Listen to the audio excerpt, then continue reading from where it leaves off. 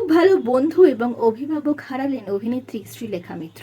অনিক দত্তের অবসাদ নিয়ে মুখ খুললেন সংবাদ মাধ্যমে অভিনেত্রী। আপনাদের সবাইকে স্বাগত সিনে গসিপে। জনপ্রিয় অভিনেত্রী শ্রীলেখা মিত্র খুব কাছের ছিলেন অনিক দত্তের। অনিক দত্তের একাধিক পরিচালিত ছবিতে কাজ করেছেন তিনি। অনিক দত্তের মৃত্যুর খবর পাওয়ার সঙ্গে সঙ্গেই হাসপাতালে ছুটে গিয়েছেন তিনি। কান্নায় ভেঙে পড়েছেন অভিনেত্রী শ্রীলেখা। চলচ্চিত্র জগতের একমাত্র বন্ধু ও অভিভাবককে হারিয়ে শোকস্তব্ধ অভিনেত্রী। পরিচালকের অবসাদের কথাই জানালেন এবার সংবাদ মাধ্যমে। একটি জনপ্রিয় সংবাদ মাধ্যমে প্রকাশিত প্রতিবেদন অনুযায়ী অভিনেত্রী শ্রীলেখা মিত্র সেখানে বলেছেন, তার মৃত্যু নিয়ে কথা বলার ক্ষমতা সত্যি আমার নেই। অবসাদ খুব সাংঘাতিক একটা বিষয়। দিনের পর দিন মানুষ অবসাদকে অবহেলা করে।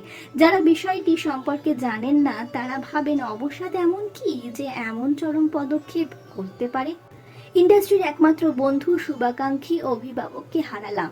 আমিও কিন্তু অনিকদার অভিভাবকের মতনই ছিলাম। অসম্ভব স্নেহ করতেন আমাকে। সোজা সাপটা মানুষ ছিলেন, মুখের উপর কথা বলতেন, তাই অনেকেই ওকে পছন্দ করতো না। অভিনেত্রী আরো জানিয়েছেন, অনিকদাকে নিয়ে অতীতকালে কথা বলতে হচ্ছে, তাই ভাবতে পারছি না। ভূতের ভবিষ্যৎ, আশ্চর্য প্রদীপ, বরুণ বাবুর বন্ধু, এরকম অনেক ছবিতেই শ্রীলেখা কাজ করেছেন অনিক দত্তের সঙ্গে। অভিনেত্রী জানিয়েছেন, এ বিষয় প্রায়ই কথা হতো। একদিন কথায় কথায় বলেছিলাম আমার বাঁচতে ভালো লাগে না। অনিকদা তখন বলেন, একদম ঠিক বলেছ, আমারও বাঁচতে ইচ্ছে করে না। মানুষটার কি রসবোধ ছিল। অভিজাত বাঙালি ছিলেন। তার যে এমন কিছু হতে পারে ভাবতে পারিনি। আসলে অবসাদ সব শেষ করে দেয়। আমি নিজেও তো অবসাদের রোগী। অবসাদ মানুষকে শয্যাশায়ী করে দেয়। অনেকে ভাবেন এই রোগ শৌখিন। এই রোগের প্রভাব পড়ে তো মস্তিষ্কে। কতটা ভয়াবহ হতে পারে। মাঝের মধ্যেই অনিক দত্তকে পরামর্শ দিতেন অভিনেত্রী শ্রীলেখা মিত্র। সে কথাও জানিয়েছেন তিনি তার কথায়।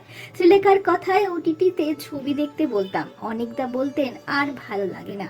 অনিকদাকে কুকুর পুষতে বলেছিলাম যাতে ওর ভালো লাগে, বাড়িতে ভালো সময় কাটে। তখন অনিকদা বলেছিলেন, আমাকেই দেখার কেউ নেই, কিভাবে আর একটা প্রাণকে দেখব। খুবই ভেঙে পড়েছিলেন তিনি।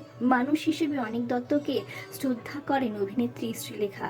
তার কথায় কোনো স্বার্থ ছিল না। অনিকদাকে কখনো বলিনি তোমার ছবিতে আমাকে নিও, কিন্তু শুভাকাঙ্ক্ষী ছিলেন বরাবর। নিজের ক্ষতি তো হলোই, ওর কন্যা ও স্ত্রীর কথাও ভাবছি। বাড়ি ফিরে আর বাবাকে দেখতে পারবে না অনিকদার মেয়ে।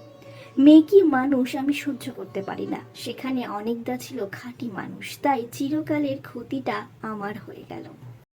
আমরা হলাম সিনে গসিপ। জুড়ে থাকুন আমাদের সঙ্গে, সাবস্ক্রাইব করুন আমাদের এই ইউটিউব চ্যানেলটি।